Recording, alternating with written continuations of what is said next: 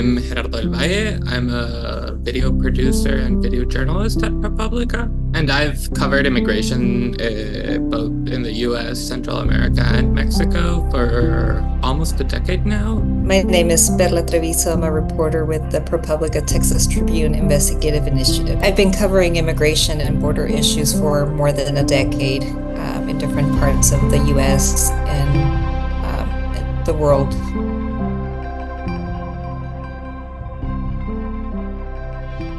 Gerardo and I had started looking into what was anticipated to happen once Title 42, the public health order, expired last year, and we wanted to really know what was the impact of those policies and what could happen. In the course of that, we were also following the aftermath of a deadly fire in Ciudad Juarez that killed, resulted in the deaths of 40 migrants and more than 24 injured. And in the course of that reporting, we came across the family that's profiled and that we focused on in the film. We met the Pavons actually outside of the migration detention center in Juarez while they were camping out. Ana and Juan, the father and the daughter, had kind of become unofficial spokespeople for the camp. And we had like a brief conversation the first time we met them, and they were just very magnetic, very captivating subjects, and they had a very compelling story, and I think that's what basically like drew us to them. There's this recurring conversation here in the US about like having migrants come over, quote unquote, the right way. And the reality is that the right way is very difficult to navigate. It implies a lot of obstacles that if you just say it and on paper, it doesn't come across. And I think that's a little bit what we wanted to explore with the film. We wanted to see really like what life was like for people who were trying to do everything by the books and trying to follow the letter of the law, and how difficult it was to navigate that system, navigate a system that's not in their language, navigate a system that's not culturally friendly to people.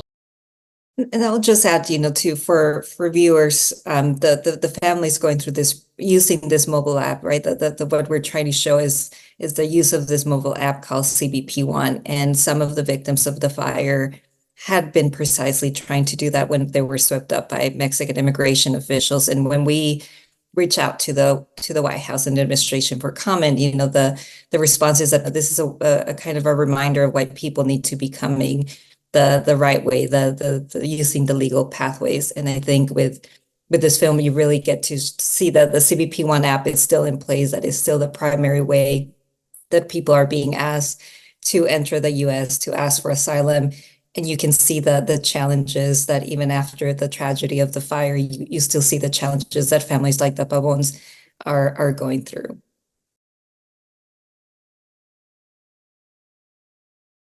I was actually born in Juarez. I was raised in El Paso. I think it's so hard for people outside the border region to have a fuller understanding of what's going on, right, and what that looks like. And there's so much information out there that a lot gets lost. And covering the border for more than 10 years, I do think there's a continuous need to bring information to audiences within the border and particularly outside the border, and bring understanding, and not to tell people what to do or how to think, but actually provide the information that hopefully would allow them to make more informed decisions. And I do think that's always our motivation, right? And bringing about better understanding about a topic that is so much on top of people's minds and voters' minds right now as we head into the elections. And so the more that we can help, be people's eyes and ears and explain the complexities of what's going on beyond the headlines, I think that's a big part of our jobs right now. Also under Trump, for the first time, asylum seekers were required to wait in Mexico as their claims were being processed, and later, using the pandemic,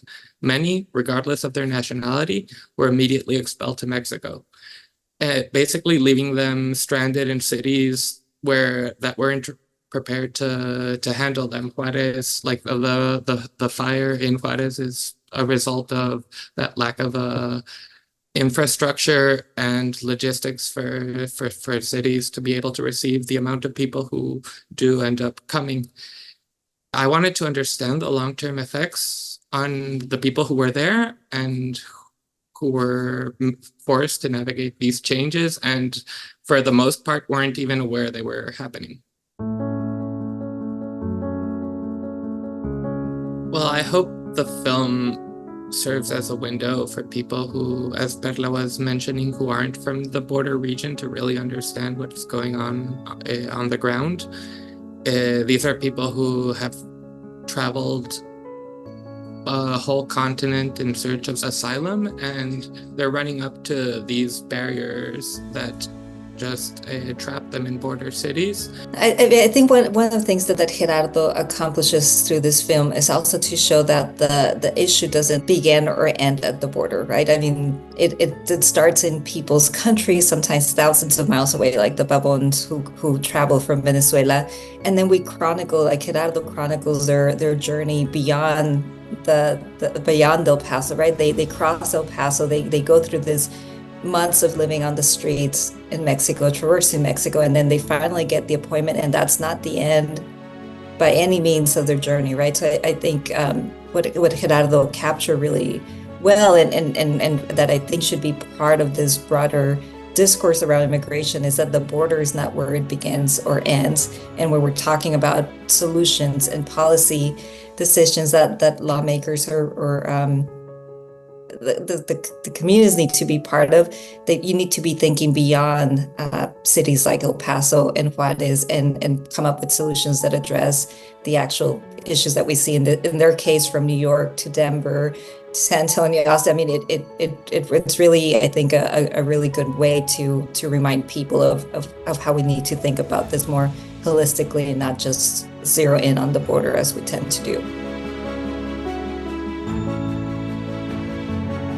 I'll just start by saying this is all Gerardo. I think I was working on the print piece for Juarez and serving as a support, but I'll let like the full credit goes.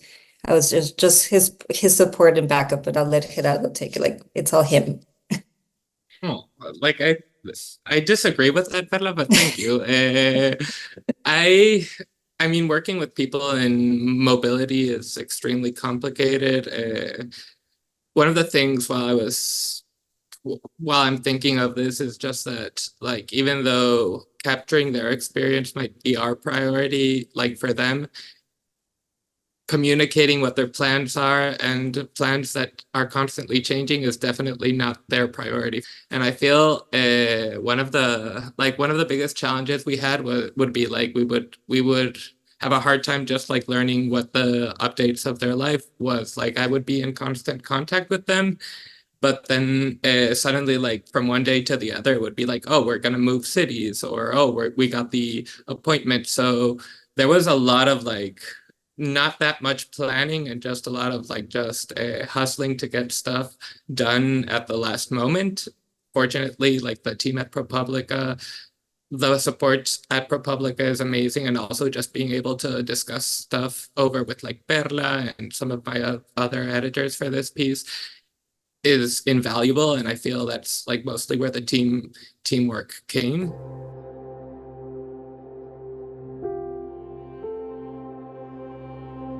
The majority of scenes of Ana during protests are actually archival footage. That's one of the huge benefits we ended up having from choosing this family. It just so happened that since they were the spokespeople for the camp, and since they had such a strong voice, just by doing archival research, I was able to find a lot of stuff where like various wire services had serendipitously like followed them around for a bit, and we were able to access that footage and use it for the film. But I think one of the main things with documentary filmmaking is just like a constant and open channels of communication. I feel that as long as we are open about what we're doing with subjects, we're constantly checking up on their comfort for being filmed and stuff like that. There were constant moments in the film where stuff would happen and you could definitely like see the family's discomfort while we were shooting, and it would just like take a moment and just take a breather, like 5 minutes, and just be like, okay, do you want to just like stop here? Should we stop for half an hour and just talk stuff over and kind of like discuss what they're going through and just make sure they're still on board? Because I feel just like constant consent is key when you're working on long-term projects with subjects like this.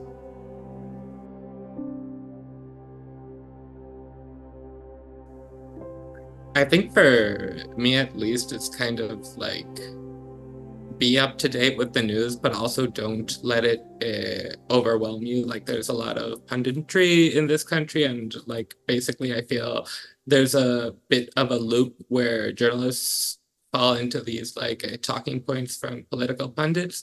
And I think just like checking yourself and reminding yourself of why you're doing what you're doing and talking to people and really understanding what are the motives, the reasons why people are leaving their home countries, and understanding the situation they're in and portraying it accurately. Like I feel there's also this tendency over to digest people's stories for an American audience, which I think we all have to do. But at the end of the day, like it's also very important to stay as truthful as possible to a person's story and to the reasons why they're coming and their value system. I think for me, for people wanting to report more on border immigration, either whether that's film or print or narratives, I think one is to really inform yourself, educate yourself on the subject, right? It is a complex subject. As Gerardo mentioned, there's a lot of opinions out there. So I think the best is to really educate yourself as much as possible. Talk to people from different with different points of view or different sides of the issue to just really educate yourself. And if you're working a story that is very centered on people, remembering that these are very vulnerable people in the power dynamic that Gerardo mentioned earlier, and just remembering to be human. Like they don't have to share their stories with us. We ask a lot of people when we do this kind of reporting. It can feel invasive, it can feel extractive, and so the more you can just remember to be human and empathetic, and remember that they're in a very precarious situation, and really understanding why you want to do the story and why it's important to do the story, I think goes a long way in helping the person that you're doing the interview with remember why you're doing it. Because we do ask a lot of people when we do this kind of reporting, and we have to keep checking ourselves that we're doing it for the right reasons.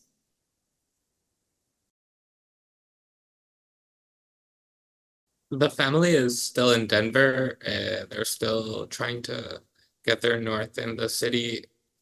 They, from what I understand, the girls were able to sign up to school, but I haven't heard any update on the work situation or like their asylum claims from them.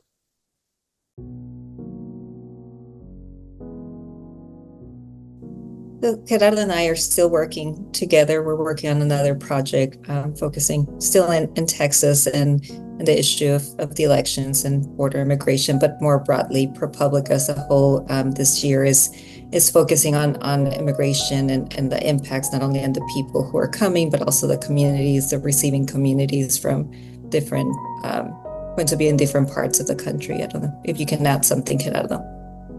We're kind of exploring this year in ProPublica why and how immigration has become such a hot button issue during these elections, and also the implications it has both on people arriving and on people in communities receiving immigrants.